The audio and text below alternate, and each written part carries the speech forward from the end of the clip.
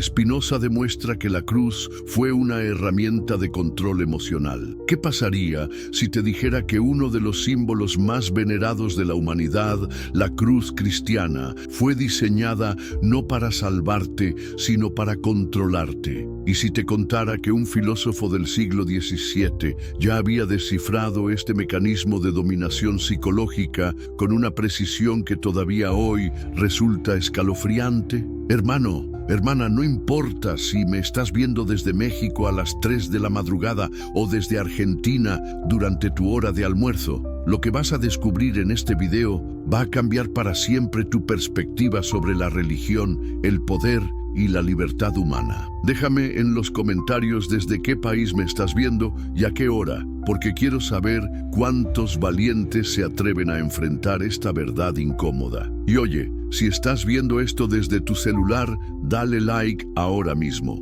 Ese simple gesto ayuda a que este contenido llegue a más personas que necesitan despertar. El algoritmo premia a quienes se animan a tocar estos temas que las instituciones prefieren mantener en silencio. Baruch Spinoza, el hombre que fue expulsado de su propia comunidad religiosa, que vivió en el exilio intelectual más absoluto, que fue perseguido por judíos y cristiano por igual, logró desentrañar uno de los secretos más oscuros del poder institucional. Su análisis sobre cómo los símbolos religiosos funcionan como herramientas de manipulación emocional es tan devastador que todavía hoy, casi 4 siglos después, sus ideas siguen siendo censuradas en muchos círculos académicos y religiosos. ¿Te has preguntado alguna vez por qué la imagen de un hombre torturado y ejecutado se convirtió en el símbolo central de la religión más influyente del mundo occidental? ¿No te parece extraño que una fe que predica el amor y la compasión tenga como emblema un instrumento de tortura? Spinoza se hizo estas mismas preguntas y las respuestas que encontró fueron tan perturbadoras que lo convirtieron en uno de los pensadores más peligrosos de su época. Pero antes de sumergirnos en el análisis devastador de Spinoza, necesito que compartas este video con al menos un amigo. Sí, hazlo ahora, porque lo que vamos a explorar juntos no es solo conocimiento académico, es una herramienta de liberación mental que puede cambiar vidas. Y si realmente te importa esa persona, le estarás dando la oportunidad de ver la realidad desde una perspectiva completamente nueva. La juventud de un hereje, Ámsterdam, 1632. En el corazón de una de las ciudades más prósperas y cosmopolitas de Europa, nace Baruch Spinoza, en una familia judía sefardí que había escapado de la persecución de la Inquisición española. ¿Puedes imaginar la ironía?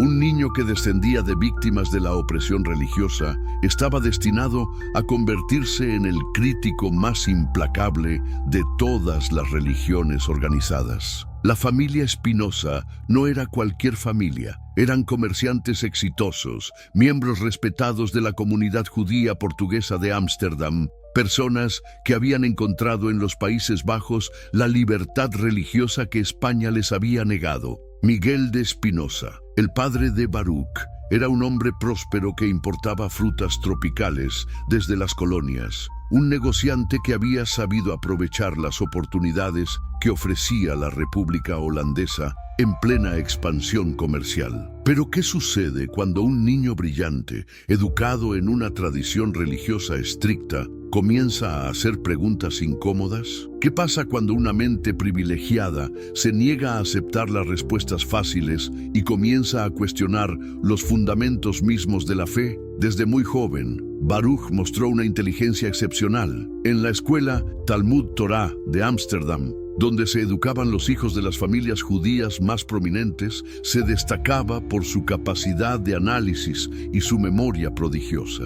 Dominaba el hebreo, el arameo, el español, el portugués y el holandés. Sus maestros veían en él a un futuro rabino, quizás uno de los más brillantes que hubiera producido la comunidad. Pero Baruch tenía una característica que lo distinguía de sus compañeros. No podía aceptar nada por fe ciega. Cada dogma religioso que se le presentaba era sometido a un escrutinio implacable. Cada tradición ancestral era examinada con la lupa de la razón, y lo que encontró en ese proceso de análisis lo perturbó profundamente. ¿Te has preguntado alguna vez qué se siente cuando descubres que todo lo que te han enseñado sobre la realidad puede estar fundamentado en mentiras? ¿Puedes imaginar el terror existencial de un joven que comienza a sospechar que las instituciones más sagradas de su sociedad están construidas sobre cimientos de engaño? La educación tradicional judía que recibía Baruch incluía el estudio intensivo del Talmud,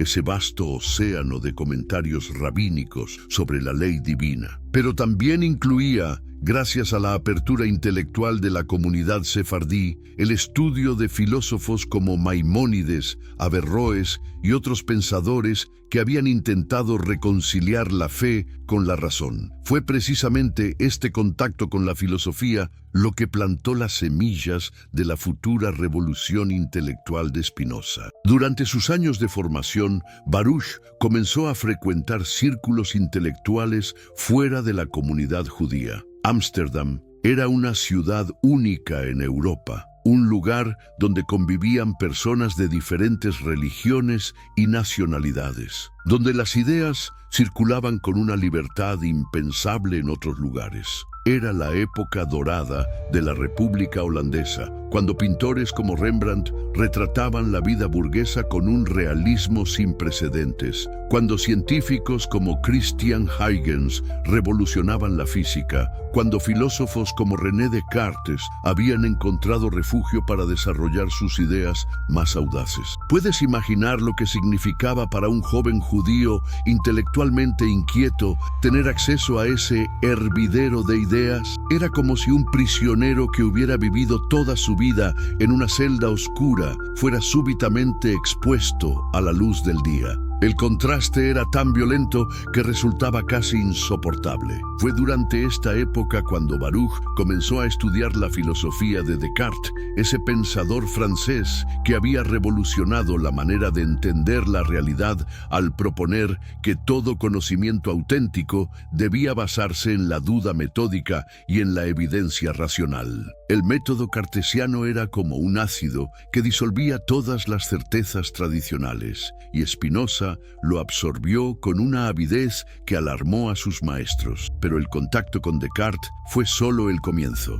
Baruch también se sumergió en el estudio de autores que la ortodoxia judía consideraba peligrosos. Leyó a Hobbes, ese filósofo inglés que había propuesto una visión materialista de la naturaleza humana. Estudió a Maquiavelo, el teórico político que había mostrado cómo el poder real funciona más allá de las consideraciones morales. Se familiarizó con las ideas de los primeros científicos modernos que estaban demostrando que el universo funcionaba según leyes naturales, no según los caprichos de una divinidad personal. ¿Qué le estaba sucediendo a este joven brillante? Estaba descubriendo que existía una manera completamente diferente de entender la realidad, una manera que no dependía de la revelación divina ni de la autoridad de las tradiciones ancestrales. Estaba descubriendo que la razón humana, aplicada con rigor y honestidad, podía desentrañar los secretos del universo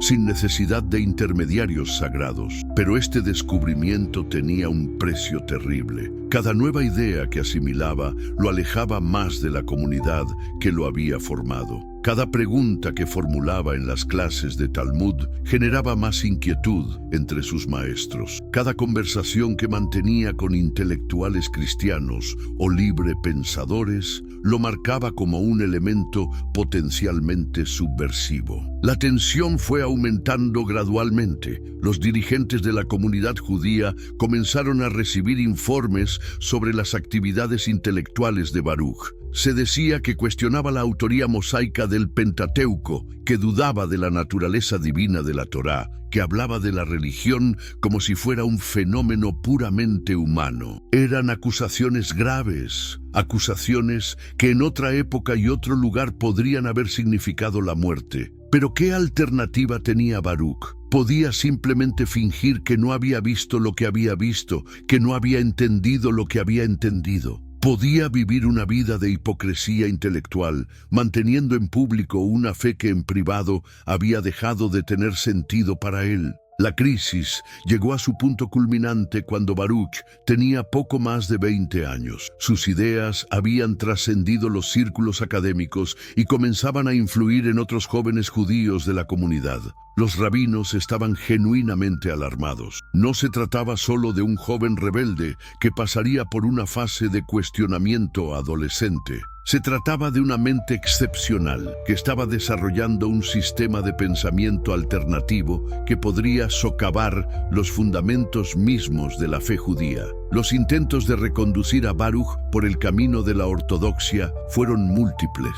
Se le ofreció una pensión anual considerable si aceptaba mantener sus ideas en privado y seguir participando en las actividades comunitarias. Se le prometió un futuro brillante como rabino si abandonaba sus especulaciones filosóficas. Se le amenazó con consecuencias graves si persistía en su actitud desafiante. ¿Qué habrías hecho tú en su lugar? ¿Habrías aceptado la comodidad de la conformidad, la seguridad de pertenecer a una comunidad establecida? ¿O habrías elegido la incertidumbre de la verdad, el exilio doloroso pero auténtico de quien no puede renunciar a sus convicciones más profundas? La respuesta de Baruch fue inequívoca. No solo se negó a retractarse de sus ideas, sino que comenzó a articularlas de manera más sistemática. Empezó a trabajar en lo que más tarde se convertiría en su obra maestra, la Ética, un tratado que demostraría geométricamente que todo el edificio conceptual de las religiones tradicionales estaba construido sobre cimientos falsos. La excomunión que cambió la historia. El 27 de julio de 1656, en la sinagoga portuguesa de Ámsterdam, se pronunció uno de los documentos más extraordinarios en la historia del pensamiento occidental. El Cherem, la excomunión formal de Baruch Spinoza, no era simplemente la expulsión de un miembro díscolo de la comunidad. Era la declaración de guerra de la ortodoxia religiosa contra la libertad de pensamiento. ¿Puedes imaginar la escena? Un joven de apenas 24 años, de pie frente a los líderes de su comunidad, escuchando cómo su propia gente lo declaraba anatema. Las palabras del Cherem todavía resuenan con una fuerza terrible. Por el decreto de los ángeles y por el dicho de los santos, excomulgamos, expulsamos, execramos y maldecimos a Baruch de Spinoza con toda la execración que está escrita en el libro de la ley. Pero el documento no se detenía ahí. Continuaba con una precisión implacable. Maldito sea de día y maldito sea de noche. Maldito sea cuando se acueste y maldito sea cuando se levante. Maldito sea cuando salga y maldito sea cuando entre. Era más que una excomunión. Era un intento de borrar la existencia misma de Spinoza, de hacer que su nombre fuera sinónimo de abominación. ¿Qué había hecho este joven para merecer una condena tan severa? ¿Había cometido algún crimen contra la humanidad? ¿Había traicionado a su pueblo? ¿Había colaborado con los enemigos de la comunidad judía? No, su único crimen había sido pensar con independencia, cuestionar las verdades establecidas, aplicar la razón a dominios que tradicionalmente habían sido reservados para la fe. La decisión de excomulgar a Spinoza no fue tomada a la ligera. La comunidad judía de Ámsterdam era consciente de que estaba viviendo una situación de equilibrio precario. Eran refugiados que habían encontrado tolerancia en los Países Bajos, pero esa tolerancia tenía límites. Las autoridades holandesas, aunque relativamente liberales para la época, seguían siendo cristianas y podían retirar su protección si consideraban que los judíos estaban promoviendo ideas subversivas. Los líderes comunitarios habían recibido presiones de las autoridades civiles para que controlaran a sus miembros más radicales. Había rumores de que Spinoza estaba influyendo en algunos cristianos liberales, que sus ideas estaban contribuyendo a socavar la fe cristiana. En una época en que la religión era inseparable de la política, esto constituía una amenaza real para la estabilidad social. ¿Pero era esta la verdadera razón de la excomunión? ¿O había algo más profundo, algo que los propios líderes comunitarios quizás no se atrevían a articular con claridad? Porque lo que realmente estaba en juego no era solo la estabilidad política, sino el fundamento mismo de la autoridad religiosa. Las ideas de Spinoza representaban una amenaza existencial para cualquier sistema religioso organizado. Si las escrituras podían ser analizadas como documentos históricos, si los milagros podían ser explicados como fenómenos naturales, si la moral podía ser fundamentada en la razón más que en la revelación divina, entonces, ¿para qué servían los sacerdotes, los rabinos, los intermediarios entre lo humano y lo divino? Spinoza había tocado el nervio más sensible de cualquier institución religiosa. Había cuestionado su razón de ser y había hecho algo aún más peligroso. Había mostrado que existía una alternativa. Había demostrado que era posible vivir una vida ética y espiritualmente plena sin someterse a la autoridad de ninguna iglesia o sinagoga. El texto del Cherem revela el terror que inspiraba esta perspectiva. Que nadie hable con él oralmente o por escrito, ni le haga ningún favor, ni esté con él bajo un mismo techo, ni dentro de 4 codos de él, ni lea ningún papel hecho o escrito por él. Era un intento desesperado de crear un cordón sanitario alrededor de las ideas de Spinoza, de evitar que su contagio intelectual se extendiera a otros miembros de la comunidad. ¿Y cómo reaccionó Spinoza ante esta sentencia devastadora? ¿Se humilló? ¿Suplicó perdón? ¿Intentó negociar una reconciliación? No. Su respuesta fue la de un hombre que había encontrado una fuente de dignidad que ninguna autoridad externa podía arrebatarle. Según los testimonios de la época, recibió la noticia con una serenidad que desconcertó a sus propios enemigos. Algunos relatos sugieren que Spinoza respondió con una frase que resumía perfectamente su filosofía. Muy bien, esto no me obliga a nada que yo no habría hecho espontáneamente. Era la declaración de independencia de un hombre que había descubierto que la libertad auténtica no dependía de la aprobación de ninguna comunidad. Pero las consecuencias prácticas de la excomunión fueron devastadoras. De la noche a la mañana, Spinoza perdió no solo su comunidad religiosa, sino también su red social, su seguridad económica y su identidad cultural. Los amigos de toda la vida le dieron la espalda. Los familiares lo trataron como si hubiera muerto. Los negocios de la familia le fueron vedados. ¿Puedes imaginar lo que significa perder todo tu mundo conocido de un día para otro? ¿Has experimentado alguna vez esa sensación de estar completamente solo, de que todo lo que creías sólido y permanente se ha evaporado? Spinoza vivió esa experiencia con una intensidad que pocos seres humanos han conocido. Pero había algo aún más perturbador en su situación. No había perdido su fe y su comunidad por una debilidad moral, por una tentación irresistible, por una pasión destructiva. Los había perdido por ser demasiado honesto, demasiado íntegro, demasiado comprometido con la verdad.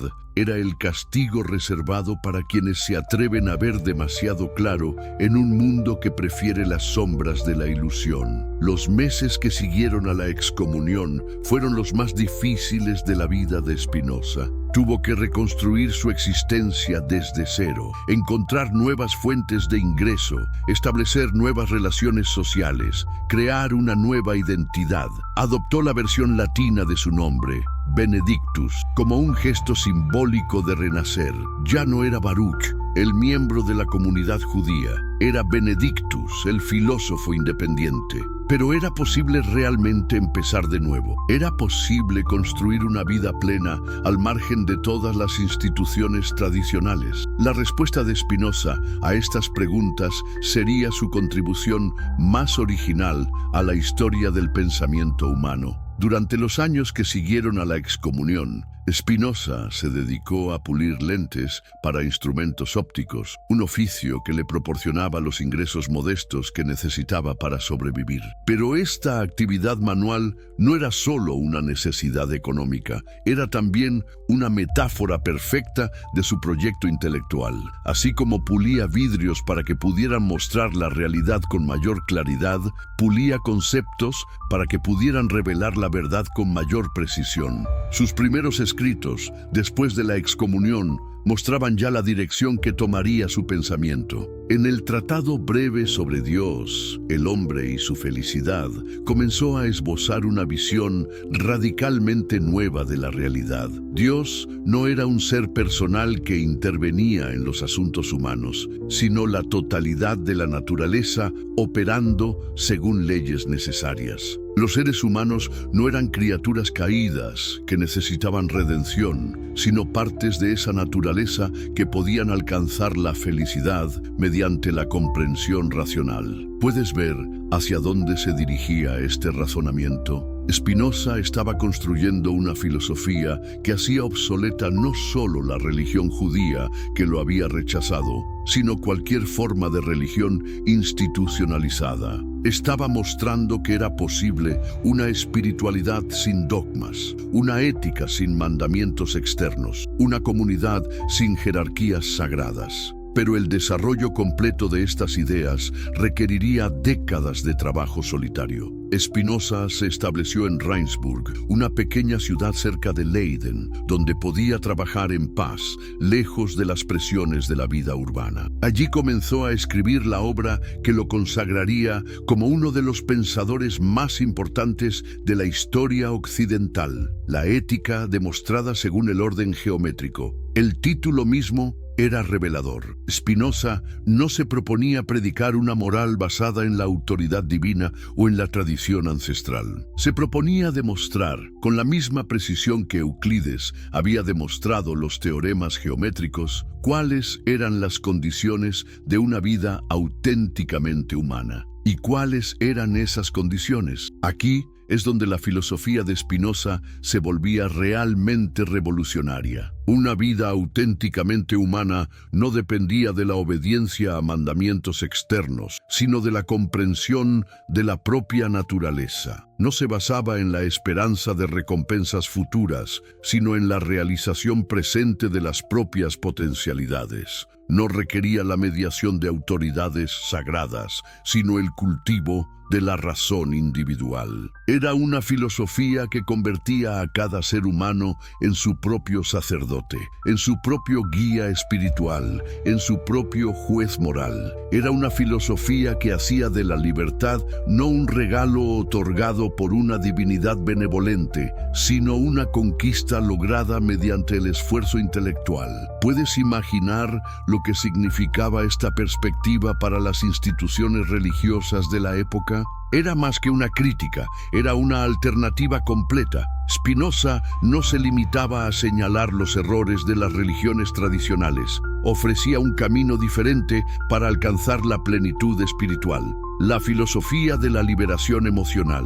¿Alguna vez te has preguntado por qué es tan difícil cambiar? ¿Por qué, aunque racionalmente sabemos que ciertos comportamientos nos hacen daño, seguimos repitiéndolos? ¿Por qué las personas inteligentes a menudo toman decisiones que van en contra de sus propios intereses? Spinoza se hizo estas mismas preguntas y encontró respuestas que todavía hoy resultan revolucionarias. La genialidad de Spinoza consistió en entender que los seres humanos no somos primariamente criaturas racionales que ocasionalmente se dejan llevar por las emociones. Somos más bien seres emocionales que eventualmente pueden llegar a ser racionales. Esta comprensión cambió radicalmente la manera de entender la condición humana y, por extensión, la manera de entender cómo funcionan los sistemas de control social. En la tercera parte de su Ética, Spinoza desarrolla lo que podríamos llamar una ciencia de las emociones, pero no se trata de una psicología descriptiva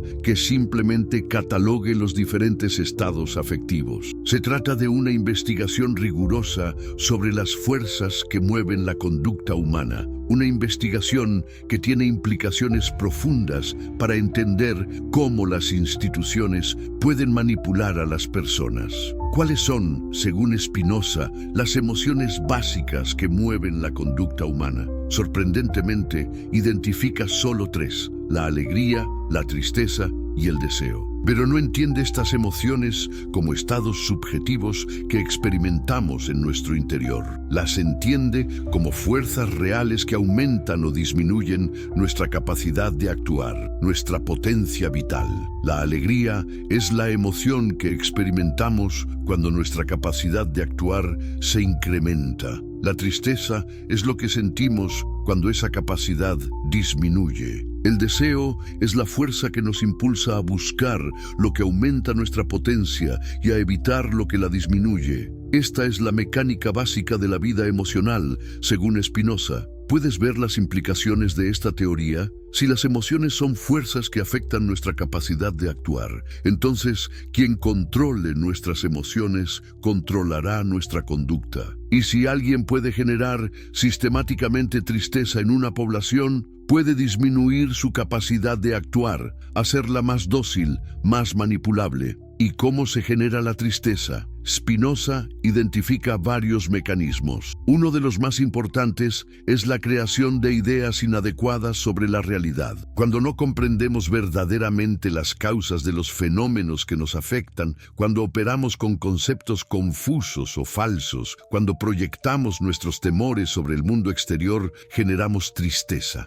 Aquí es donde la filosofía de Spinoza se vuelve explosiva desde el punto de vista político, porque las instituciones religiosas, según su análisis, están especializadas precisamente en generar ideas inadecuadas sobre la realidad. Crean una imagen del mundo en la que los seres humanos son criaturas caídas, impotentes, dependientes de fuerzas externas para su salvación. Esta imagen genera tristeza sistemática, y esa tristeza hace que las personas sean más susceptibles al control institucional. ¿Cómo funciona este mecanismo? Spinoza lo explica con una precisión que todavía hoy resulta escalofriante. Cuando las personas se sienten impotentes, cuando creen que no pueden resolver sus problemas por sí mismas, cuando están convencidas de que dependen de fuerzas externas para su bienestar, se vuelven emocionalmente dependientes de quien promete ayudarlas.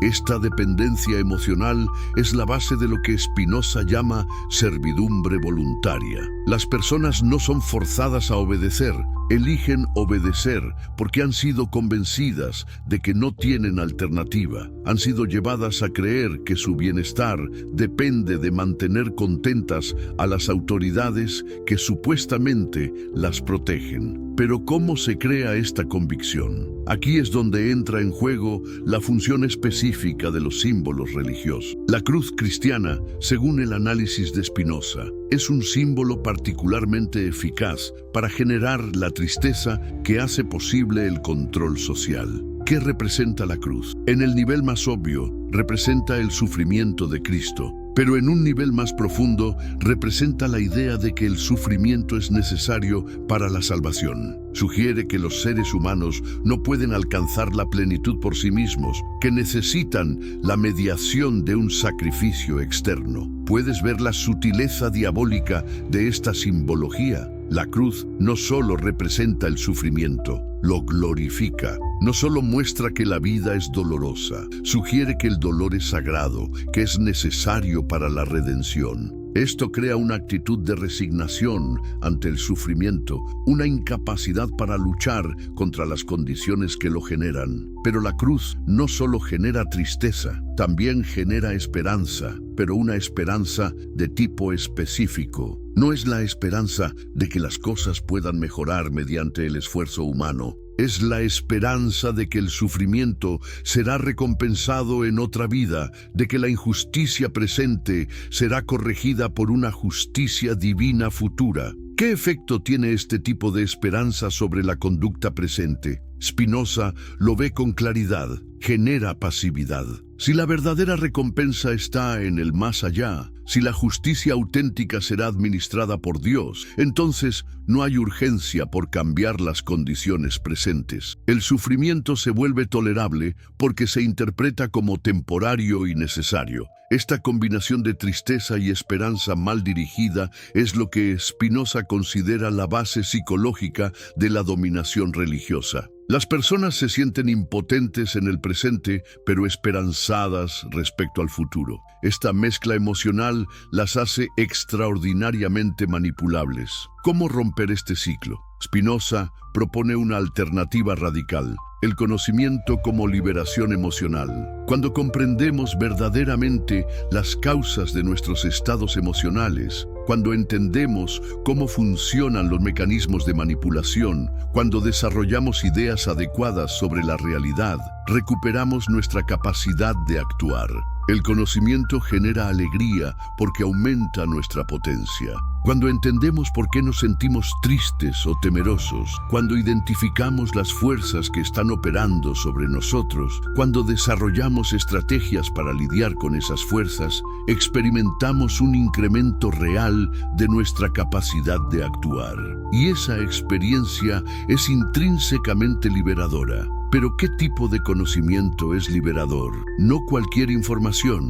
Spinoza distingue entre 3 tipos de conocimiento: el conocimiento por experiencia vaga, el conocimiento racional y el conocimiento intuitivo. Solo los 2 últimos son verdaderamente liberadores. El conocimiento por experiencia vaga es el que adquirimos mediante la acumulación casual de información. Es el conocimiento que proviene de los rumores, de las tradiciones no examinadas, de las generalizaciones apresuradas. Este tipo de conocimiento no solo no es liberador, a menudo es una fuente de servidumbre porque está lleno de ideas inadecuadas. El conocimiento racional es el que adquirimos mediante el análisis sistemático de las causas y efectos. Es el conocimiento científico, el conocimiento filosófico, el conocimiento que nos permite entender por qué las cosas suceden como suceden. Este conocimiento es liberador porque nos permite anticipar los efectos de nuestras acciones y tomar decisiones más informadas. El conocimiento intuitivo es el más elevado. Es el conocimiento que surge cuando comprendemos nuestra propia naturaleza y nuestra relación con la totalidad de la realidad. Es el conocimiento que nos permite experimentar lo que Spinoza llama amor intellectualis Dei, el amor intelectual de Dios, es decir, el amor por la totalidad de la existencia entendida racionalmente. ¿Puedes ver hacia dónde se dirige esta filosofía? Spinoza está proponiendo una espiritualidad basada en el conocimiento, una religión basada en la comprensión racional, una liberación basada en la claridad mental. Es lo opuesto exacto de lo que ofrecen las religiones tradicionales. Las religiones tradicionales prometen salvación a cambio de obediencia. Spinoza promete liberación a cambio de comprensión. Las religiones tradicionales cultivan la dependencia emocional. Spinoza cultiva la autonomía intelectual. Las religiones tradicionales sacralizan el sufrimiento. Spinoza sacraliza la alegría que proviene del conocimiento. ¿Pero es realmente posible vivir según estos principios? ¿Es posible una vida sin las certezas que ofrecen las religiones tradicionales? ¿Es posible una espiritualidad sin dogmas, una ética sin mandamientos externos, una comunidad sin jerarquías sagradas? La respuesta de Spinoza es un rotundo sí, pero requiere coraje. Requiere la disposición a asumir la responsabilidad total por la propia existencia. Requiere la capacidad de tolerar la incertidumbre sin refugiarse en ilusiones reconfortantes. Requiere la fuerza para vivir en la verdad, aunque esa verdad sea a veces dolorosa. La historia profunda de Spinoza, el filósofo que desafió al mundo. ¿Sabías que existe un hombre que fue capaz de desenmascarar los mecanismos más profundos del control religioso con una precisión que todavía hoy resulta aterradora? Un pensador que pagó el precio más alto por atreverse a decir la verdad sobre cómo las instituciones sagradas manipulan las emociones humanas para mantener su poder. Hermano, hermana, Sin importar si me estás viendo desde Colombia a las 2 de la mañana, desde Chile durante tu descanso del trabajo o desde cualquier rincón de nuestra América Latina, lo que vas a descubrir ahora va a cambiar para siempre tu manera de entender la religión, el poder y la libertad humana. Déjame en los comentarios desde qué país me estás viendo y a qué hora, porque quiero saber cuántos valientes se atreven a conocer esta verdad que las instituciones prefieren mantener oculta. Y si estás viendo esto desde tu celular, dale like ahora mismo. Ese simple gesto ayuda a que este contenido llegue a más personas que necesitan despertar de la ilusión. El algoritmo premia a quienes se animan a compartir estas verdades incómodas que cambian vidas. Te voy a contar la historia de Baruch Spinoza, el hombre que fue expulsado de su propia comunidad religiosa, que vivió en el exilio más absoluto, que fue perseguido por judíos y cristianos por igual, pero que logró crear una filosofía tan poderosa que todavía hoy, casi 4 siglos después, sus ideas siguen siendo censuradas en muchos círculos académicos y religiosos. Pero antes de sumergirnos en esta historia extraordinaria, necesito que compartas este video con al menos una persona que sabes que necesita escuchar esto. Hazlo ahora, porque lo que vamos a explorar juntos no es solo conocimiento académico, es una herramienta de liberación mental que puede cambiar vidas reales. Los orígenes de un revolucionario Ámsterdam, 1632. Imagínate una de las ciudades más prósperas y cosmopolitas de Europa en pleno siglo XVII. Las calles bullen de comerciantes de todas las nacionalidades. Los canales están llenos de barcos cargados de especias exóticas y en los salones de las casas burguesas se discuten las ideas más avanzadas del continente. Es en este ambiente de libertad e intercambio intelectual donde nace Baruch Spinoza, en una familia judía sefardí que había logrado escapar de las garras de la Inquisición española. ¿Puedes imaginar la ironía histórica? Un niño que descendía directamente de víctimas de la persecución religiosa estaba destinado a convertirse en el crítico más implacable de todas las religiones organizadas. Era como si el destino hubiera conspirado para crear al enemigo perfecto de la ortodoxia. La familia Spinoza no era una familia cualquiera. Miguel de Spinoza, el padre de Baruch, era un comerciante próspero que se había especializado en la importación de frutas tropicales desde las colonias holandesas. Había construido un negocio sólido, aprovechando las oportunidades que ofrecía la República Holandesa, esa pequeña nación que se había convertido en la potencia comercial más importante de Europa. Pero ¿qué tipo de ambiente familiar moldeó la mente de este futuro revolucionario? Los Spinoza eran judíos sefardíes, descendientes de aquellos que habían sido expulsados de España en 1492. Habían mantenido viva la memoria de la persecución, pero también habían desarrollado una mentalidad cosmopolita que los distinguía de otras comunidades judías más cerradas. En la casa de los Spinoza se hablaba español, portugués, holandés y hebreo. Se discutían tanto los negocios como la filosofía, tanto la política europea como la teología judía. Era un ambiente intelectualmente estimulante, pero también emocionalmente complejo. La familia había logrado la prosperidad,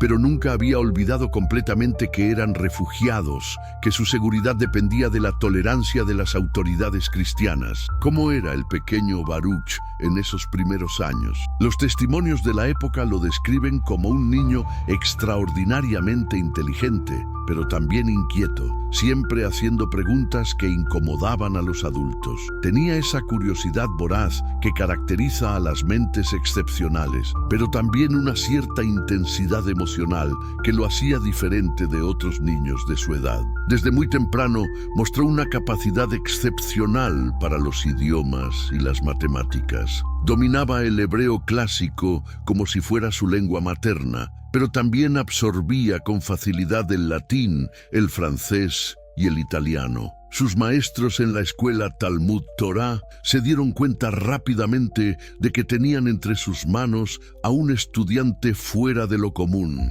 La escuela Talmud Torah de Ámsterdam era una institución prestigiosa que educaba a los hijos de las familias judías más prominentes de la ciudad. Allí se enseñaba no solo la tradición religiosa judía, sino también filosofía, matemáticas, astronomía y otras disciplinas que las autoridades rabínicas consideraban compatibles con la fe. Pero ¿qué pasaba en la mente de Baruch mientras estudiaba los textos sagrados? Desde muy joven comenzó a hacer preguntas que sus maestros encontraban perturbadoras. ¿Por qué los relatos bíblicos a menudo contradecían lo que se sabía sobre la historia y la geografía? ¿Por qué diferentes tradiciones rabínicas ofrecían interpretaciones incompatibles de los mismos textos? ¿Por qué la sabiduría de los antiguos filósofos griegos a menudo parecía más coherente que la de los comentaristas religiosos? Estas preguntas no surgían de una actitud irreverente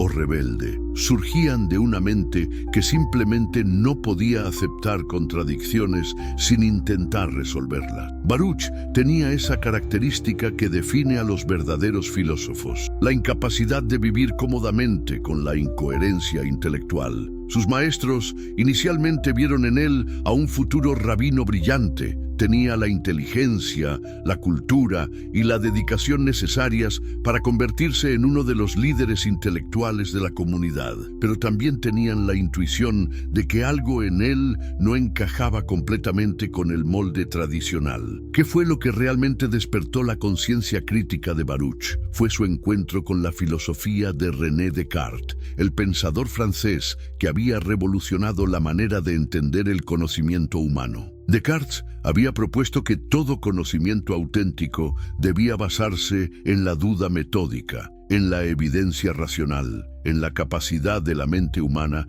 para distinguir entre lo verdadero y lo falso. El método cartesiano era como un ácido que disolvía todas las certezas tradicionales. Proponía que nada debía ser aceptado como verdadero simplemente porque lo hubieran dicho las autoridades del pasado. Todo debía ser examinado, cuestionado, verificado por la razón individual. ¿Puedes imaginar el impacto que tuvo esta idea en la mente de un joven que había sido educado en la veneración por la tradición ancestral? Era como si le hubieran dado las herramientas para desmontar todo el edificio conceptual en el que había crecido. Y Baruch, con esa honestidad intelectual que lo caracterizaba, no pudo resistir la tentación de usar esas herramientas. Pero el contacto con Descartes fue solo el comienzo de una transformación intelectual que duraría años. Baruch también comenzó a leer a otros pensadores que la ortodoxia religiosa consideraba peligrosos. Leyó a Thomas Hobbes, el filósofo inglés que había propuesto una visión materialista de la naturaleza humana. Estudió a Nicolás Maquiavelo, el teórico político que había mostrado cómo el poder real funciona más allá de las consideraciones morales tradicionales. Pero ¿cómo accedía un joven judío a estos textos prohibidos? Aquí es donde la peculiaridad de Ámsterdam jugó un papel crucial. La ciudad era un verdadero crisol cultural donde personas de diferentes religiones y nacionalidades convivían con una libertad impensable en otros lugares de Europa. Había círculos intelectuales donde se discutían las ideas más avanzadas de la época, donde las barreras religiosas se difuminaban en favor del intercambio de conocimientos. Baruch comenzó a frecuentar estos círculos, inicialmente con cautela, pero gradualmente con mayor confianza. Conoció a intelectuales cristianos liberales, a científicos que estaban revolucionando la comprensión del mundo natural, a filósofos que estaban cuestionando los fundamentos mismos de la sociedad europea. ¿Qué sintió cuando se dio cuenta de que existía todo un universo intelectual fuera de la tradición judía en la que había crecido? Debe haber sido una experiencia a la vez liberadora y aterradora. Liberadora porque le mostraba que existían alternativas a las ideas que había considerado únicas y definitivas.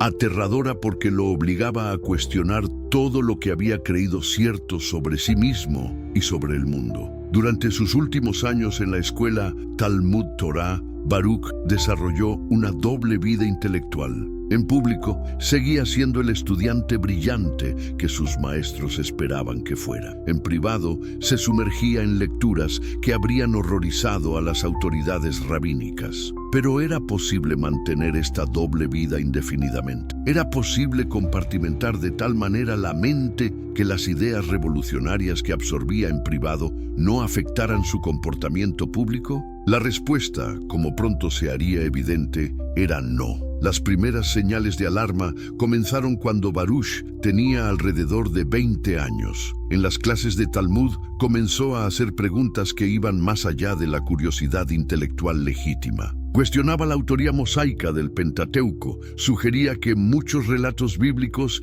eran alegóricos, más que históricos. Hablaba de la religión como si fuera un fenómeno puramente humano, sujeto a la evolución cultural. Sus maestros inicialmente trataron de reconducirlo por el camino de la ortodoxia mediante argumentos racionales. Pero pronto se dieron cuenta de que no se enfrentaban a un joven confundido que podía ser corregido con paciencia. Se enfrentaban a una mente que había desarrollado un sistema de pensamiento alternativo, coherente y sistemático. ¿Qué había sucedido realmente? Baruch había descubierto que la filosofía podía ofrecer respuestas más satisfactorias que la religión a las preguntas fundamentales sobre la existencia humana. Había encontrado en la razón una fuente de certeza más confiable que la revelación divina. Había desarrollado una espiritualidad que no dependía de la mediación de autoridades sagradas. La tensión fue escalando gradualmente. Los dirigentes de la comunidad judía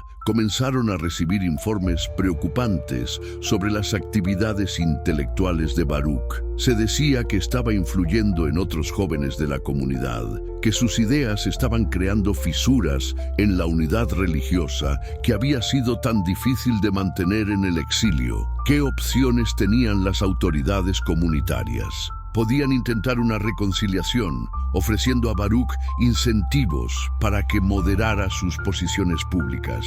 Podían intentar una represión suave, limitando su acceso a ciertos textos o prohibiéndole participar en ciertas discusiones. O podían optar por la solución más drástica, la expulsión completa de la comunidad. Los intentos de reconciliación fueron múltiples y sofisticados. A Baruch se le ofreció una pensión anual considerable si aceptaba mantener sus ideas heterodoxas en privado y seguir participando en las actividades comunitarias. Se le prometió un futuro brillante como rabino si abandonaba sus especulaciones filosóficas más peligrosas. Se le explicó con paciencia que su talento excepcional podía ser puesto al servicio de la comunidad sin necesidad de cuestionar sus fundamentos. ¿Cómo reaccionó Baruch ante estas ofertas? Con una dignidad que sorprendió incluso a sus críticos. No se mostró arrogante ni desdeñoso. Simplemente explicó que no podía vivir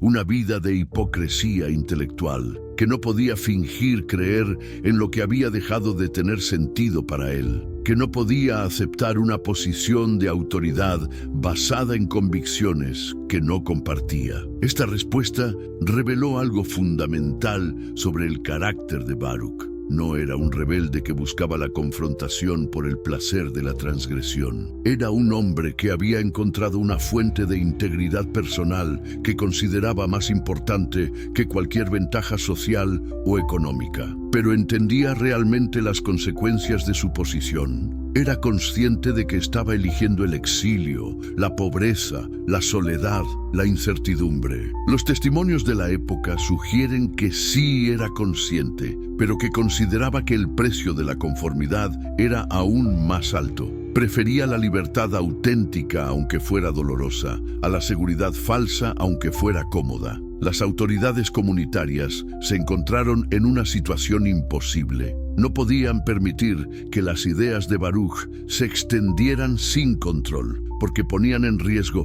la cohesión religiosa que era la base de la identidad comunitaria. Pero tampoco podían ignorar el hecho de que se trataba de uno de los intelectos más brillantes que había producido la comunidad. ¿Qué factores finalmente inclinaron la balanza hacia la decisión de expulsar a Baruch? Había presiones externas de las autoridades cristianas holandesas que estaban preocupadas por la influencia que las ideas de Spinoza pudieran tener en algunos cristianos liberales. Había presiones internas de familias conservadoras que temían que sus propios hijos pudieran ser influenciados por el ejemplo de Baruch. Pero quizás el factor más importante fue la comprensión de que Baruch representaba una amenaza existencial para la autoridad religiosa como tal. Sus ideas no solo cuestionaban aspectos específicos de la doctrina judía, cuestionaban la necesidad misma de tener una doctrina religiosa, la utilidad de tener autoridades sagradas, la conveniencia de basar la vida en la obediencia a mandamientos externos. Era una amenaza que iba mucho más allá de las diferencias teológicas específicas. Era una amenaza a la razón de ser de cualquier institución religiosa organizada. Y las autoridades comunitarias lo entendieron con una claridad que todavía hoy resulta impresionante. La excomunión que cambió la historia del pensamiento. El 27 de julio de 1656 amaneció como cualquier otro día en Ámsterdam, pero antes de que terminara, se habría convertido en una de las fechas más significativas en la historia del pensamiento occidental. En la sinagoga portuguesa de la ciudad, los líderes de la comunidad judía se preparaban para pronunciar el cherem más severo y detallado que se recuerda en los anales de la historia religiosa. ¿Puedes imaginar la tensión que se respiraba en esa sinagoga? No era una excomunión rutinaria de un miembro díscolo que había cometido alguna infracción menor. Era la expulsión formal de uno de los intelectos más brillantes que había producido la comunidad, un hombre que había sido considerado durante años como una promesa para el futuro del judaísmo sefardí. El texto del cherem que se leyó ese día todavía existe y sigue siendo uno de los documentos más extraordinarios que se conservan sobre la tensión entre la libertad de pensamiento y la autoridad institucional. Por el decreto de los ángeles y por el dicho de los santos, comenzaba el documento: excomulgamos, expulsamos, execramos y maldecimos a Baruch de Spinoza. Pero ¿por qué era necesaria tanta solemnidad, tanta severidad ritual? Porque las autoridades comunitarias entendían perfectamente que no se enfrentaban a un caso ordinario, se enfrentaban a un hombre que había desarrollado un sistema de pensamiento alternativo que podía socavar no solo la fe judía, sino cualquier forma de religión institucionalizada. El cherem continuaba con una precisión implacable: maldito sea de día y maldito sea de noche, maldito sea cuando se acueste y maldito sea cuando se levante, maldito sea cuando salga y maldito sea cuando entre. Era más que una excomunión. Era un intento de borrar la existencia misma de Spinoza, de hacer que su nombre fuera sinónimo de abominación. ¿Qué había hecho realmente Baruch para merecer una condena tan severa? Había cometido el crimen más imperdonable desde el punto de vista de cualquier autoridad religiosa. Había demostrado que era posible vivir una vida espiritualmente plena sin someterse a ninguna institución sagrada. Había mostrado que la razón humana podía ofrecer una guía más confiable que la revelación divina. El documento de excomunión incluía una prohibición total de contacto: que nadie hable con él oralmente o por escrito, ni le haga ningún favor, ni esté con él bajo un mismo techo, ni dentro de 4 codos de él, ni lea ningún papel hecho o escrito por él. Era un intento desesperado de crear un cordón sanitario alrededor de las ideas de Spinoza, de evitar que su contagio intelectual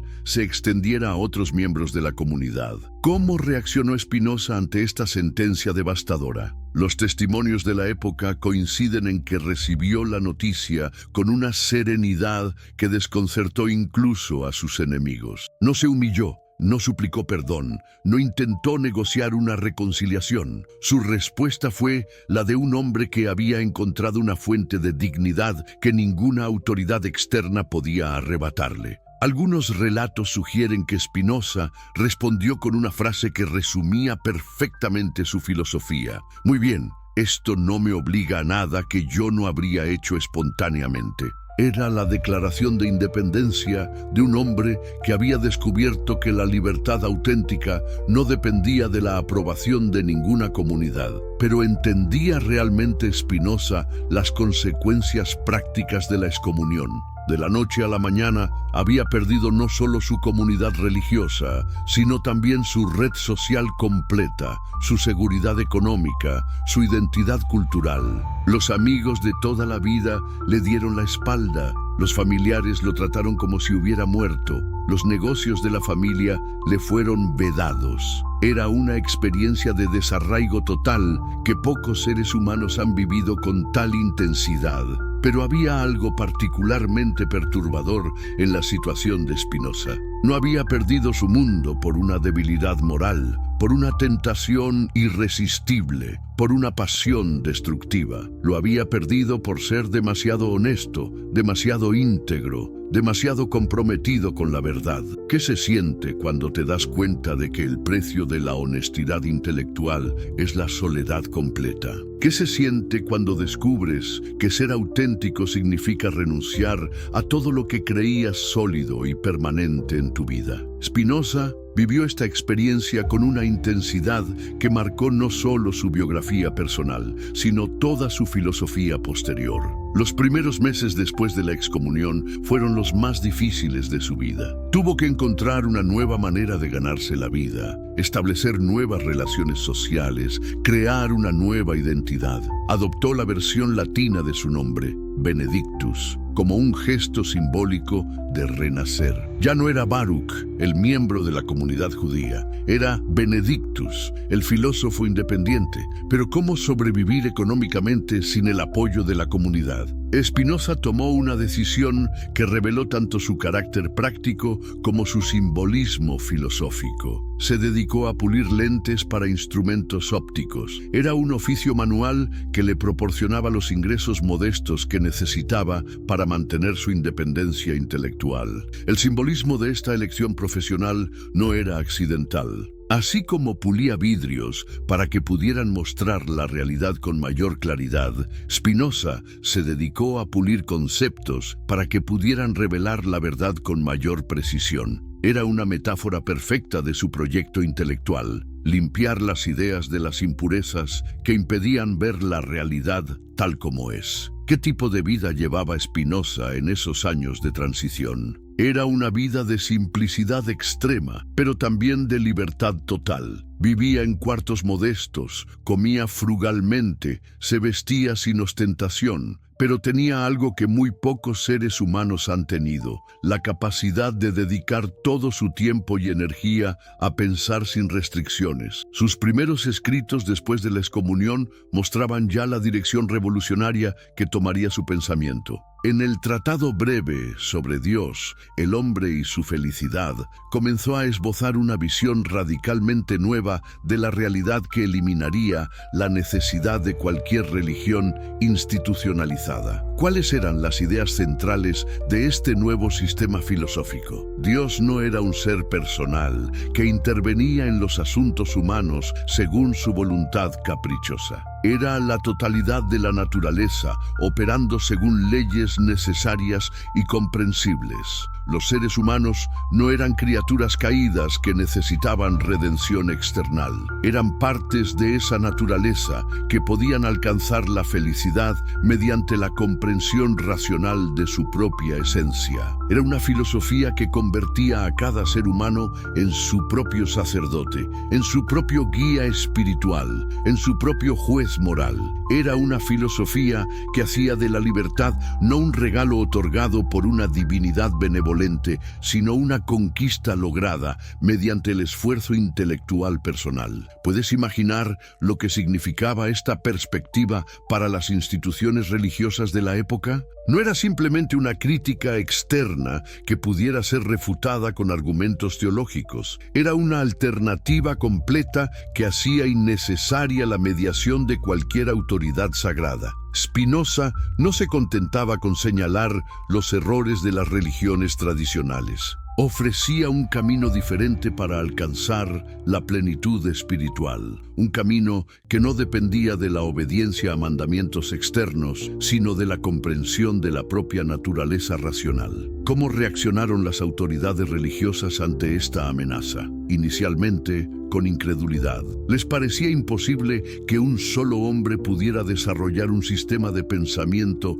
lo suficientemente coherente y atractivo como para competir con tradiciones milenarias. Pero gradualmente comenzaron a entender que se enfrentaban a algo sin precedentes. Los círculos intelectuales de Europa comenzaron a hablar de un misterioso filósofo judío que había sido expulsado de su comunidad por desarrollar ideas demasiado radicales. Los manuscritos de Spinoza comenzaron a circular de mano en mano, copiados clandestinamente por personas que intuían que contenían algo revolucionario. ¿Qué era lo que hacía tan peligrosas las ideas de Spinoza? No era solo que cuestionara aspectos específicos de la doctrina religiosa, era que mostraba cómo era posible una vida espiritual completamente independiente de las instituciones sagradas. Era que demostraba que la razón humana podía ofrecer una guía más confiable que la revelación divina. Durante los años que siguieron a la excomunión,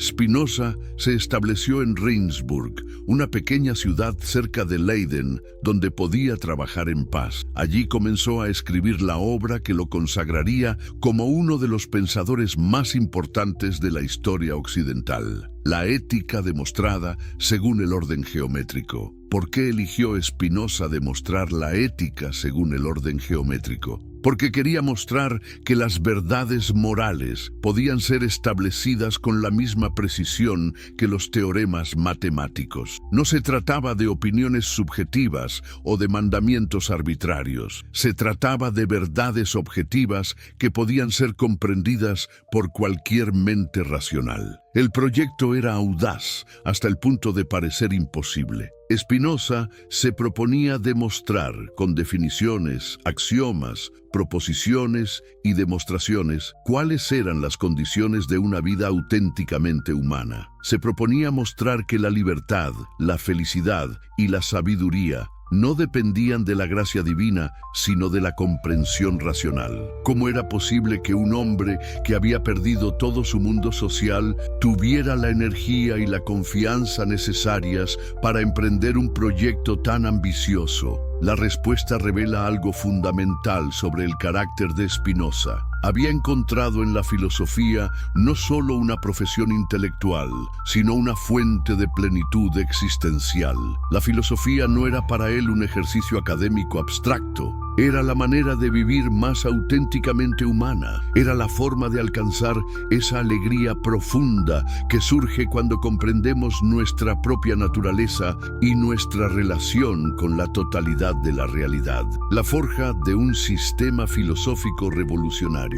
En la soledad de Regensburg, rodeado solo de sus libros, sus instrumentos ópticos y sus pensamientos, Spinoza comenzó a construir el sistema filosófico más radical que había concebido la mente humana. No se trataba simplemente de criticar las ideas existentes. Se trataba de crear una alternativa completa que pudiera satisfacer todas las necesidades espirituales que tradicionalmente habían sido cubiertas por la religión. ¿Qué significa construir un sistema filosófico desde cero? Significa empezar con las preguntas más fundamentales sobre la existencia y desarrollar respuestas coherentes que se apoyen mutuamente. Significa crear un edificio conceptual tan sólido que pueda resistir cualquier crítica y tan atractivo que pueda competir con las tradiciones establecidas. Spinoza comenzó con la pregunta más básica de todas: ¿qué es la realidad? Su respuesta fue tan simple como revolucionaria. La realidad es una sola sustancia que se manifiesta de infinitas maneras. No existe una división entre lo sagrado y lo profano, entre lo divino y lo natural, entre el alma y el cuerpo. Todo es parte de una misma realidad fundamental. ¿Puedes imaginar las implicaciones de esta idea? Si todo es parte de una misma realidad, entonces los seres humanos no son criaturas separadas de Dios que necesitan reconectarse con Él. Son manifestaciones de la misma sustancia divina. La separación entre lo humano y lo divino es una ilusión que genera sufrimiento innecesario. Esta idea eliminaba de un golpe toda la estructura conceptual de las religiones tradicionales. No había necesidad de salvación porque no había separación original. No había necesidad de redención porque no había caída primordial. No había necesidad de intermediarios sagrados porque cada ser humano ya era una manifestación de lo divino. Pero ¿cómo podía Spinoza demostrar estas ideas aparentemente místicas con el rigor de la geometría? Aquí es donde su genio filosófico se manifestó con mayor claridad. Desarrolló un método de demostración que combinaba la precisión lógica con la intuición metafísica más profunda. Cada proposición de su ética estaba respaldada por demostraciones rigurosas que se apoyaban en definiciones claras y axiomas evidentes. Pero estas demostraciones no eran ejercicios puramente formales, eran invitaciones a ver la realidad desde una perspectiva completamente nueva. ¿Qué descubrió Spinoza sobre la naturaleza humana cuando la examinó con este método riguroso? Descubrió que los seres humanos no eran criaturas racionales que ocasionalmente se dejaban llevar por las emociones. Eran seres emocionales que podían llegar a ser racionales mediante el esfuerzo y la comprensión. Esta comprensión cambió radicalmente la manera de entender la condición humana. Las emociones no eran enemigos de la razón que debían ser suprimidos. Eran fuerzas naturales que podían ser comprendidas y orientadas hacia la realización de las potencialidades humanas más elevadas. ¿Cuáles eran, según Spinoza, las emociones fundamentales que mueven la conducta humana? Identificó tres: la alegría, la tristeza y el deseo, pero no las entendía como estados subjetivos que experimentamos en nuestro interior. Las entendía como fuerzas reales que aumentan o disminuyen nuestra capacidad de actuar. La alegría era la emoción que experimentamos cuando nuestra potencia vital se incrementa. La tristeza era lo que sentimos cuando esa potencia disminuye. El deseo era la fuerza que nos impulsa a buscar lo que aumenta nuestra potencia y a evitar lo que la disminuye. Puedes ver las implicaciones prácticas de esta teoría. Si las emociones son fuerzas que afectan nuestra capacidad de actuar, entonces la clave de la libertad humana está en comprender estas fuerzas y aprender a orientarlas constructivamente.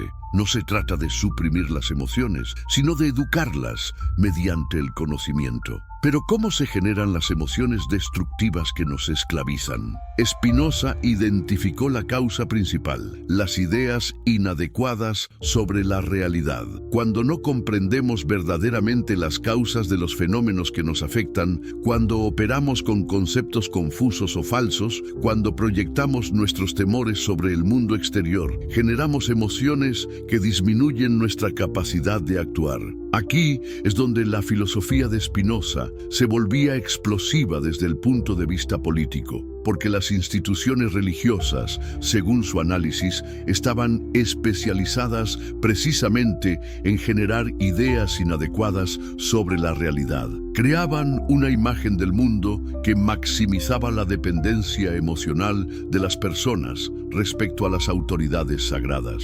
Y si te dijera que uno de los símbolos más venerados de la humanidad, la cruz cristiana, fue diseñada no para salvarte, sino para controlarte. Y si te contara que un filósofo del siglo XVII ya había descifrado este mecanismo de dominación psicológica con una precisión que todavía hoy resulta escalofriante. Hermano, hermana, no importa si me estás viendo desde México a las 3 de la madrugada o desde Argentina durante tu hora de almuerzo. Lo que vas a descubrir en este video va a cambiar para siempre tu perspectiva sobre la religión, el poder y la libertad humana. Déjame en los comentarios desde qué país me estás viendo y a qué hora, porque quiero saber cuántos valientes se atreven a enfrentar esta verdad incómoda. Y oye, si estás viendo esto desde tu celular, dale like ahora mismo. Ese simple gesto ayuda a que este contenido llegue a más personas que necesitan despertar. El algoritmo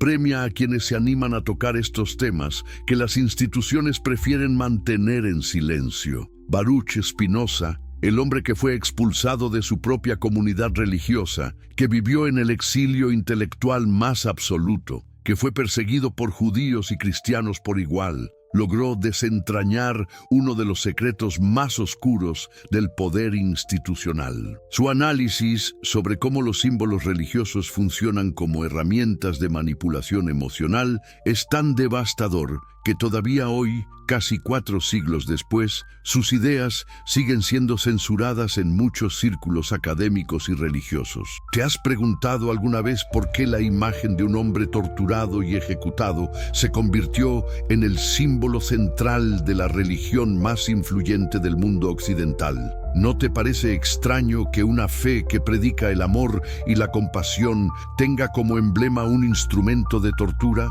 Spinoza se hizo estas mismas preguntas y las respuestas que encontró fueron tan perturbadoras que lo convirtieron en uno de los pensadores más peligrosos de su época. Pero antes de sumergirnos en el análisis devastador de Spinoza, necesito que compartas este video con al menos un amigo. Sí, hazlo ahora. Porque lo que vamos a explorar juntos no es solo conocimiento académico, es una herramienta de liberación mental que puede cambiar vidas. Y si realmente te importa esa persona, le estarás dando la oportunidad de ver la realidad desde una perspectiva completamente nueva. La juventud de un hereje, Ámsterdam, cuna de la disidencia, Ámsterdam, 1632. Imagínate en el corazón de una de las ciudades más prósperas y cosmopolitas de Europa. Las calles bullen de comerciantes de todas las nacionalidades. Los canales están llenos de barcos cargados de especias exóticas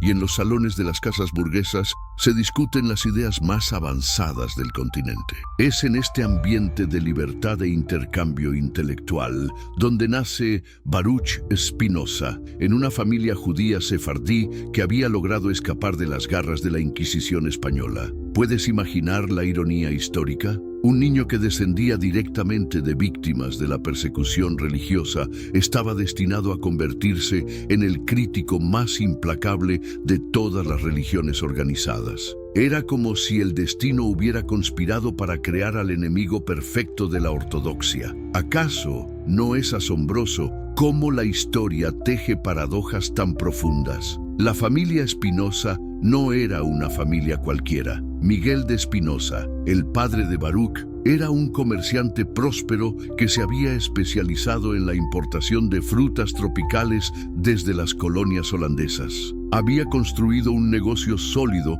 aprovechando las oportunidades que ofrecía la República Holandesa, esa pequeña nación que se había convertido en la potencia comercial más importante de Europa. ¿No te parece fascinante cómo un entorno de prosperidad y apertura comercial pudo gestar una mente tan radicalmente libre? Los Spinoza eran judíos, sefardíes, descendientes de aquellos que habían sido expulsados de España en 1492. Habían mantenido viva la memoria de la persecución, pero también habían desarrollado una mentalidad práctica y cosmopolita. Ámsterdam les ofrecía un refugio, una tolerancia inusual para la época, donde podían practicar su fe y comerciar sin el miedo constante de la Inquisición. ¿No es curioso cómo la libertad, incluso con sus límites, puede incubar la semilla de la más profunda crítica a la autoridad? Desde muy joven, Baruch mostró una inteligencia excepcional. En la escuela Talmud Torah de Ámsterdam, donde se educaban los hijos de las familias judías más prominentes, se destacaba por su capacidad de análisis y su memoria prodigiosa. Dominaba el hebreo, el arameo, el español, el portugués y el holandés. Sus maestros veían en él a un futuro rabino, quizás uno de los más brillantes que hubiera producido la comunidad. ¿Qué crees que sintieron sus maestros al ver tal potencial? sin saber que estaban formando al hombre que desmantelaría las bases de su propia tradición. Pero Baruch tenía una característica que lo distinguía de sus compañeros. No podía aceptar nada por fe ciega. Cada dogma religioso que se le presentaba era sometido a un escrutinio implacable. Cada tradición ancestral era examinada con la lupa de la razón, y lo que encontró en ese proceso de análisis lo perturbó profundamente. ¿Te has preguntado alguna vez qué se siente cuando descubres que todo lo que te han enseñado sobre la realidad puede estar fundamentado en mentiras? ¿Puedes imaginar el terror existencial de un joven que comienza a sospechar que las instituciones más sagradas de su sociedad están construidas sobre cimientos de engaño? Esa fue la realidad de Spinoza. La educación tradicional judía que recibía Baruch incluía el estudio intensivo del Talmud, ese vasto océano de comentarios rabínicos sobre la ley divina. Pero también incluía, gracias a la apertura intelectual de la comunidad sefardí, el estudio de filósofos como Maimónides, Averroes y otros pensadores que habían intentado reconciliar la fe con la razón. Fue precisamente este contacto con la filosofía lo que plantó las semillas de la futura revolución intelectual de Spinoza. ¿No te parece irónico que las mismas herramientas intelectuales que le dieron para defender su fe fueran las que le permitieron desmantelarla? Durante sus años de formación, Baruch comenzó a frecuentar círculos intelectuales fuera de la comunidad judía. Ámsterdam era una ciudad única en Europa, un lugar donde convivían personas de diferentes religiones y nacionalidades, donde las ideas circulaban con una libertad impensable en otros lugares. Era la época dorada de la República Holandesa, cuando pintores como Rembrandt retrataban la vida burguesa con un realismo sin precedentes, cuando científicos como Christian Huygens revolucionaban la física, cuando filósofos como René Descartes habían encontrado refugio para desarrollar sus ideas más audaces. ¿Puedes imaginar lo que significaba para un joven judío intelectualmente inquieto tener acceso a ese hervidero de ideas? Era como si un prisionero que hubiera vivido toda su vida en una celda oscura fuera súbitamente expuesto a la luz del día. El contraste era tan violento que resultaba casi insoportable. Este ambiente de efervescencia intelectual, ¿no crees que era el caldo de cultivo perfecto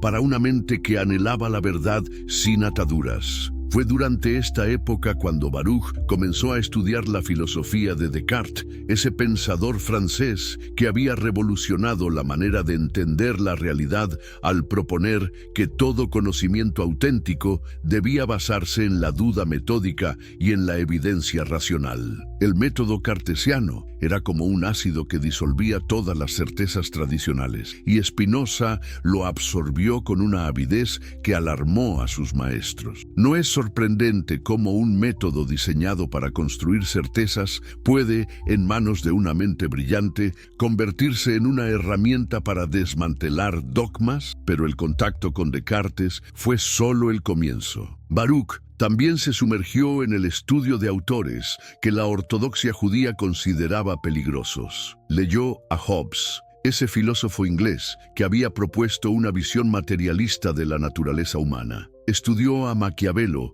el teórico político que había mostrado cómo el poder real funciona más allá de las consideraciones morales. Se familiarizó con las ideas de los primeros científicos modernos que estaban demostrando que el universo funcionaba según leyes naturales, no según los caprichos de una divinidad personal. ¿Qué le estaba sucediendo a este joven brillante? Estaba descubriendo que existía una manera completamente diferente de entender la realidad, una manera que no dependía de la revelación divina ni de la autoridad de las tradiciones ancestrales. Estaba descubriendo que la razón humana, aplicada con rigor y honestidad, podía desentrañar los secretos del universo sin necesidad de intermediarios sagrados. ¿No te parece que esta es la verdadera esencia de la libertad intelectual? la de atreverse a mirar el mundo con los propios ojos, sin velos ni prejuicios. Pero este descubrimiento tenía un precio terrible. Cada nueva idea que asimilaba lo alejaba más de la comunidad que lo había formado. Cada pregunta que formulaba en las clases de Talmud generaba más inquietud entre sus maestros. Cada conversación que mantenía con intelectuales cristianos o librepensadores lo marcaba como un elemento potencialmente subversivo. ¿Podría haber sido de otra manera? ¿Acaso la búsqueda de la verdad no siempre implica un riesgo, una ruptura con lo establecido? La tensión fue aumentando gradualmente. Los dirigentes de la comunidad judía comenzaron a recibir informes sobre las actividades intelectuales de Baruch. Se decía que cuestionaba la autoría mosaica del Pentateuco, que dudaba de la naturaleza divina de la Torá, que hablaba de la religión como si fuera un fenómeno puramente humano. Eran acusaciones graves, acusaciones que en otra época y otro lugar podrían haber significado la muerte. ¿No te hace reflexionar sobre la delgada línea que separa la herejía de la iluminación y cómo la historia a menudo confunde ambas? Pero ¿qué alternativa tenía Baruch? Podía simplemente fingir que no había visto lo que había visto, que no había entendido lo que había entendido. Podía vivir una vida de hipocresía intelectual, manteniendo en público una fe que en privado había dejado de tener sentido para él. ¿No es esta una pregunta que muchos de nosotros nos hemos hecho en algún momento de nuestra vida, cuando nuestras convicciones chocan con las expectativas de nuestro entorno? La crisis llegó a su punto culminante cuando Baruch tenía poco más de 20 años. Sus ideas habían trascendido los círculos académicos y comenzaban a influir en otros jóvenes judíos de la comunidad. Los rabinos estaban genuinamente alarmados. No se trataba solo de un joven rebelde que pasaría por una fase de cuestionamiento adolescente. Se trataba de una mente excepcional que estaba desarrollando un sistema de pensamiento alternativo que podría socavar los fundamentos mismos de la fe judía. Los intentos de reconducir a Baruch por el camino de la ortodoxia fueron múltiples. Se le ofreció una pensión anual considerable si aceptaba mantener sus ideas en privado y seguir participando en las actividades comunitarias. Se le prometió un futuro brillante como rabino si abandonaba sus especulaciones filosóficas. Se le amenazó con consecuencias graves si persistía en su actitud desafiante. ¿Qué habrías hecho tú en su lugar? ¿Habrías aceptado la comodidad de la conformidad, la seguridad de pertenecer a una comunidad establecida? ¿O habrías elegido la incertidumbre de la verdad, el exilio doloroso pero auténtico de quien no puede renunciar a sus convicciones más profundas? La respuesta de Baruch fue inequívoca. No solo se negó a retractarse de sus ideas, sino que comenzó a articularlas de manera más sistemática. Empezó a trabajar en lo que más tarde se convertiría en su obra maestra, la Ética, un tratado que demostraría geométricamente que todo el edificio conceptual de las religiones tradicionales estaba construido sobre cimientos falsos. La excomunión que cambió la historia. El precio de la verdad. El 27 de julio de 1656, en la sinagoga portuguesa de Ámsterdam, se pronunció uno de los documentos más extraordinarios en la historia del pensamiento occidental. El Cherem, la excomunión formal de Baruch Spinoza, no era simplemente la expulsión de un miembro díscolo de la comunidad, era la declaración de guerra de la ortodoxia religiosa contra la libertad de pensamiento.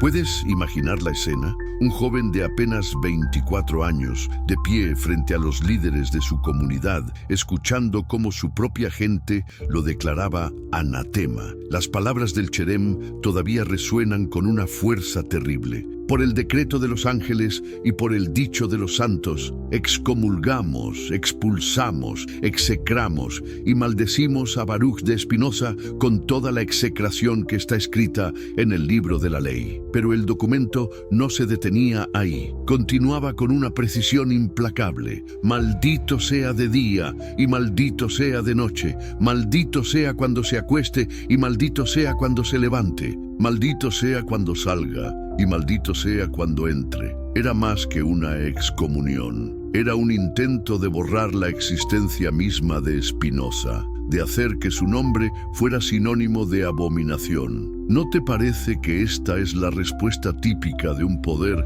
que se siente amenazado, un intento desesperado por silenciar lo que no puede comprender o controlar? ¿Qué había hecho este joven para merecer una condena tan severa? ¿Había cometido algún crimen contra la humanidad? ¿Había traicionado a su pueblo? ¿Había colaborado con los enemigos de la comunidad judía? No, su único crimen había sido pensar con independencia, cuestionar las verdades establecidas, aplicar la razón a dominios que tradicionalmente habían sido reservados para la fe. La decisión de excomulgar a Spinoza no fue tomada a la ligera. La comunidad judía de Ámsterdam era consciente de que estaba viviendo una situación de equilibrio precario. Eran refugiados que habían encontrado tolerancia en los Países Bajos, pero esa tolerancia tenía límites. Las autoridades holandesas, aunque relativamente liberales para la época, seguían siendo cristianas y podían retirar su protección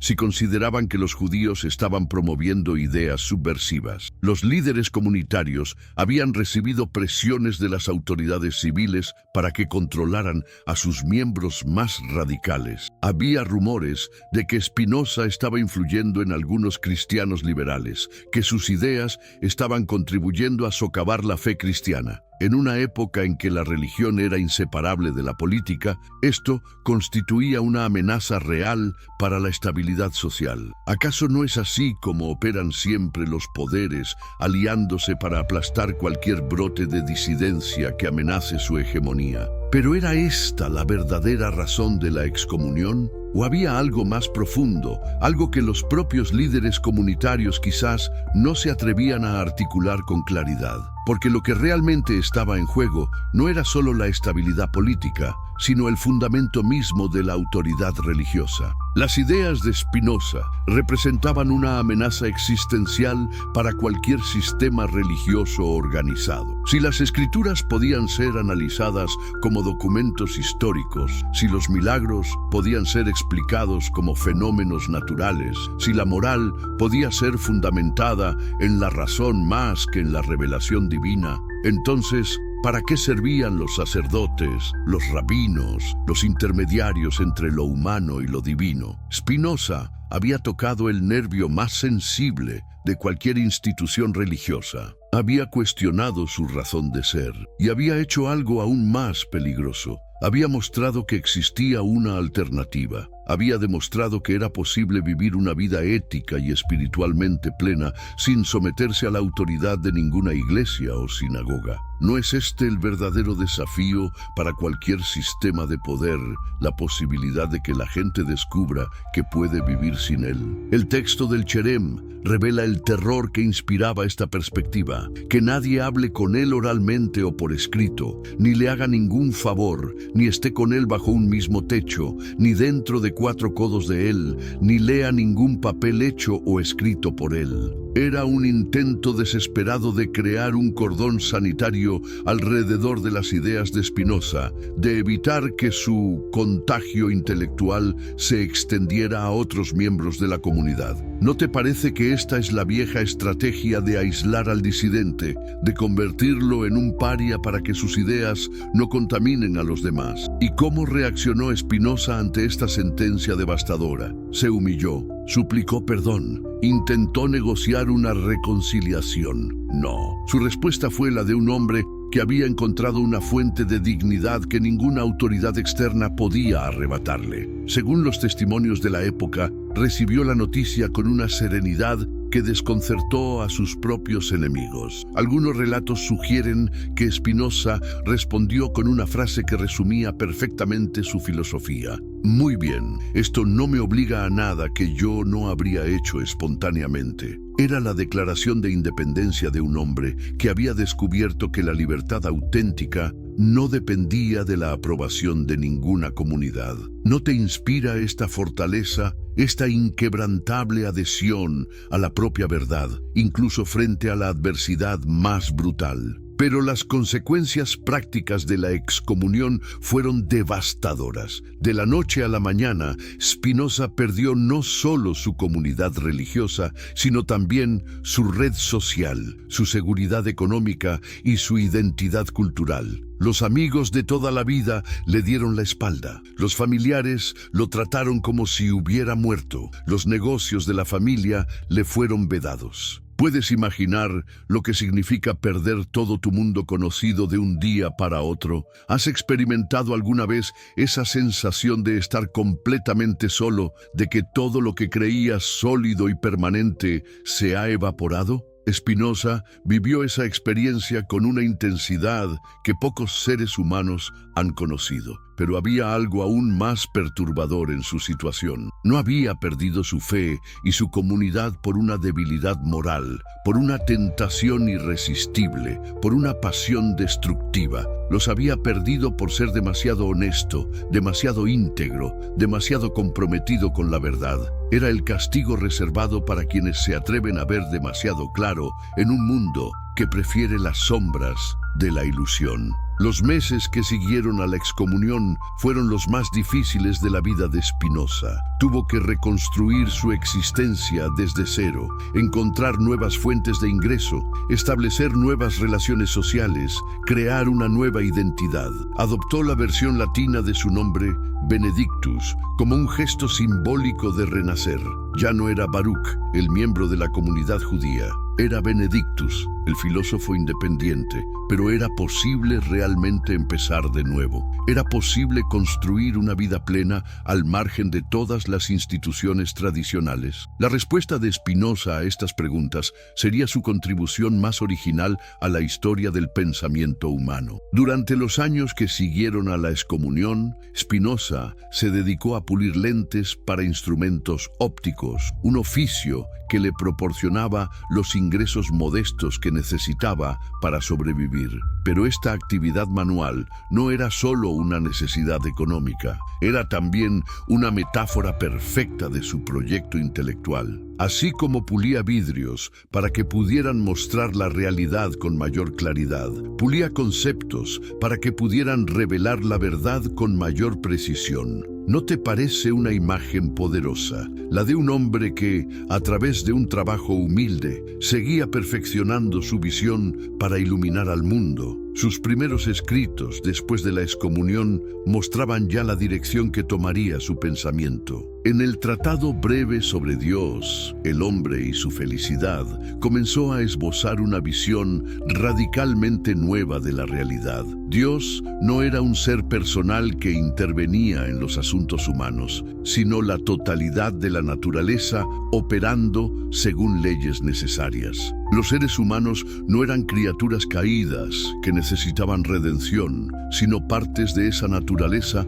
que podían alcanzar la felicidad mediante la comprensión racional. ¿Puedes ver hacia dónde se dirigía este razonamiento? Spinoza estaba construyendo una filosofía que hacía obsoleta no solo la religión judía, que lo había rechazado, sino cualquier forma de religión institucionalizada. Estaba mostrando que era posible una espiritualidad sin dogmas, una ética sin mandamientos externos, una comunidad sin jerarquías sagradas. Pero el desarrollo completo de estas ideas requeriría décadas de trabajo solitario. Spinoza se estableció en Regensburg, una pequeña ciudad cerca de Leiden, donde podía trabajar en paz, lejos de las presiones de la vida urbana. Allí comenzó a escribir la obra que lo consagraría como uno de los pensadores más importantes de la historia occidental, la ética demostrada según el orden geométrico. El título mismo era revelador. Spinoza no se proponía predicar una moral basada en la autoridad divina o en la tradición ancestral. Se proponía demostrar, con la misma precisión que Euclides había demostrado los teoremas geométricos, cuáles eran las condiciones de una vida auténticamente humana. ¿Y cuáles eran esas condiciones? Aquí es donde la filosofía de Spinoza se volvía realmente revolucionaria. Una vida auténticamente humana no dependía de la obediencia a mandamientos externos, sino de la comprensión de la propia naturaleza. No se basaba en la esperanza de recompensas futuras, sino en la realización presente de las propias potencialidades. No requería la mediación de autoridades sagradas, sino el cultivo de la razón individual.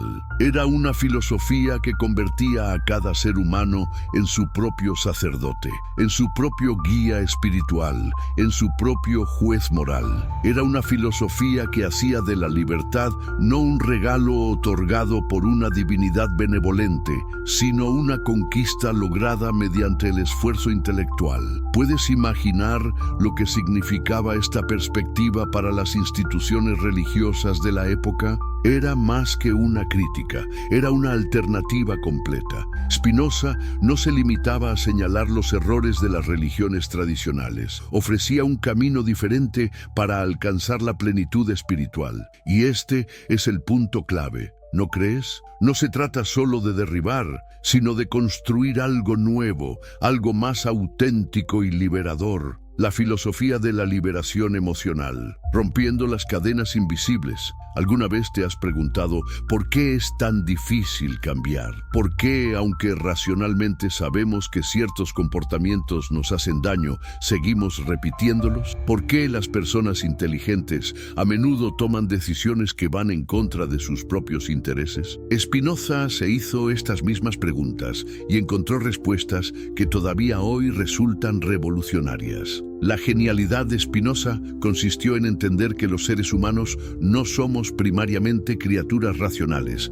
que ocasionalmente se dejan llevar por las emociones. Somos, más bien, seres emocionales que eventualmente pueden llegar a ser racionales. Esta comprensión cambió radicalmente la manera de entender la condición humana y, por extensión, la manera de entender cómo funcionan los sistemas de control social. En la tercera parte de su Ética, Spinoza desarrolla lo que podríamos llamar una ciencia de las emociones o afectos, pero no se trata de una psicología descriptiva que simplemente catalogue los diferentes estados afectivos. Se trata de una investigación rigurosa sobre las fuerzas que mueven la conducta humana, una investigación que tiene implicaciones profundas para entender cómo las instituciones pueden manipular a las personas. ¿Cuáles son, según Spinoza, las emociones básicas que mueven la conducta humana? Sorprendentemente, identifica solo tres: la alegría, la tristeza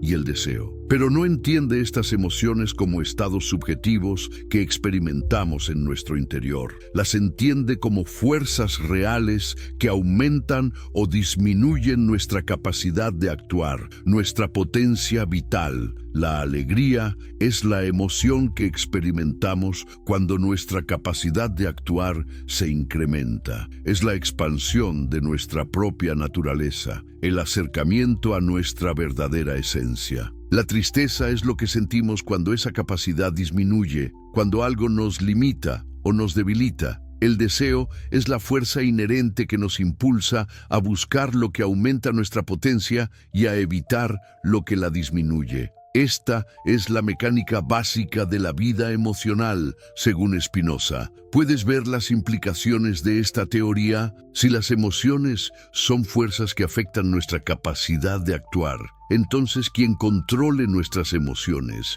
controlará nuestra conducta. Y si alguien puede generar sistemáticamente tristeza en una población, puede disminuir su capacidad de actuar, hacerla más dócil, más manipulable. ¿No te parece que esta es una de las verdades más incómodas que se pueden descubrir sobre el poder?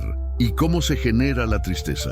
Spinoza identifica varios mecanismos. Uno de los más importantes es la creación de ideas inadecuadas sobre la realidad.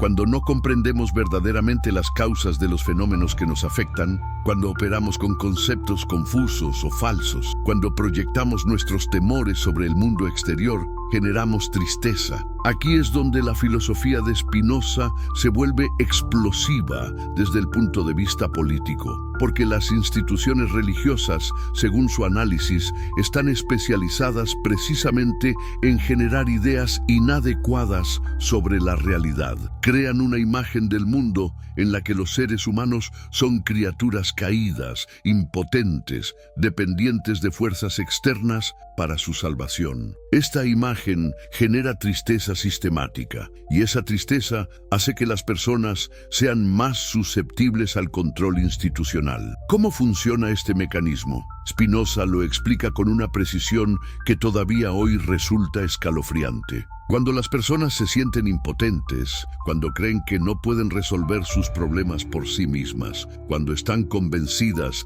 de que dependen de fuerzas externas para su bienestar, se vuelven emocionalmente dependientes de quien promete ayudarlas. Esta dependencia emocional es la base de lo que Spinoza llama servidumbre voluntaria. Las personas no son forzadas a obedecer, eligen obedecer porque han sido convencidas de que no tienen alternativa. Han sido llevadas a creer que su bienestar depende de mantener contentas a las autoridades que supuestamente las protegen, las guían o interceden por ellas ante una divinidad caprichosa. Pero ¿cómo se crea esta convicción? Aquí es donde entra en juego la función específica de los símbolos religiosos. La cruz cristiana, según el análisis de Spinoza, es un símbolo particularmente eficaz para generar la tristeza que hace posible el control social. ¿Qué representa la cruz? En el nivel más obvio, representa el sufrimiento de Cristo, pero en un nivel más profundo,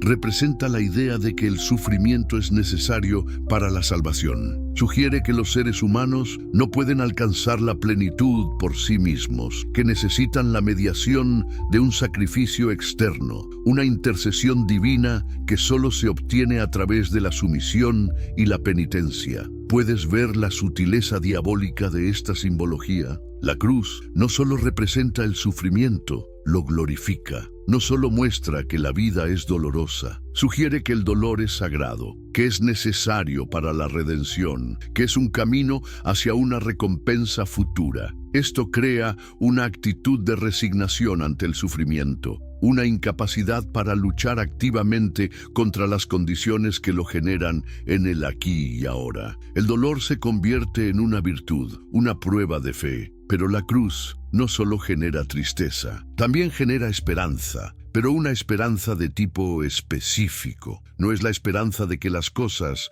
puedan mejorar mediante el esfuerzo humano, la razón o la acción colectiva. Es la esperanza de que el sufrimiento será recompensado en otra vida, de que la injusticia presente será corregida por una justicia divina futura, en un plano trascendente. ¿Qué efecto tiene este tipo de esperanza sobre la conducta presente? Spinoza lo ve con claridad, genera pasividad. Si la verdadera recompensa está en el más allá, si la justicia auténtica será administrada por Dios en un futuro indefinido, entonces no hay urgencia por cambiar las condiciones presentes. El sufrimiento se vuelve tolerable porque se interpreta como temporario y paradójicamente como un escalón hacia la bienaventuranza eterna. Esta combinación de tristeza por la impotencia presente y esperanza mal dirigida hacia un futuro incierto es lo que Spinoza considera la base psicológica de la dominación religiosa. Las personas se sienten impotentes en el presente, pero esperanzadas respecto al futuro. Esta mezcla emocional las hace extraordinariamente manipulables. ¿No te parece que esta fórmula es la receta perfecta para mantener a las masas controladas y conformes con su situación? ¿Cómo romper este ciclo? Spinoza propone una alternativa radical: el conocimiento como liberación emocional. Cuando comprendemos verdaderamente las causas de nuestros estados emocionales, cuando entendemos cómo funcionan los mecanismos de manipulación, cuando desarrollamos ideas adecuadas sobre la realidad, recuperamos nuestra capacidad de actuar. El conocimiento verdadero genera alegría, porque aumenta nuestra potencia. Cuando entendemos por qué nos sentimos tristes o temerosos, cuando identificamos las fuerzas que están operando sobre nosotros, cuando desarrollamos estrategias para lidiar con esas fuerzas, experimentamos un incremento real de nuestra capacidad de actuar. Y esa experiencia es intrínsecamente liberadora. Pero ¿qué tipo de conocimiento es liberador? No cualquier información. Spinoza distingue entre 3 tipos de conocimiento: el conocimiento por experiencia vaga, el conocimiento racional y el conocimiento intuitivo. Solo los 2 últimos son verdaderamente liberadores. El conocimiento por experiencia vaga es el que adquirimos mediante la acumulación casual de información. Es el conocimiento que proviene de los rumores, de las tradiciones no examinadas, de las generalizaciones apresuradas, de lo que simplemente se nos ha dicho. Este tipo de conocimiento no solo no es liberador, a menudo es una fuente de servidumbre porque está lleno de ideas inadecuadas, confusas e incluso falsas. El conocimiento racional es el que adquirimos mediante el análisis sistemático de las causas y efectos. Es el conocimiento científico, el conocimiento filosófico, el conocimiento que nos permite entender por qué las cosas suceden como suceden. Este conocimiento es liberador porque nos permite anticipar los efectos de nuestras acciones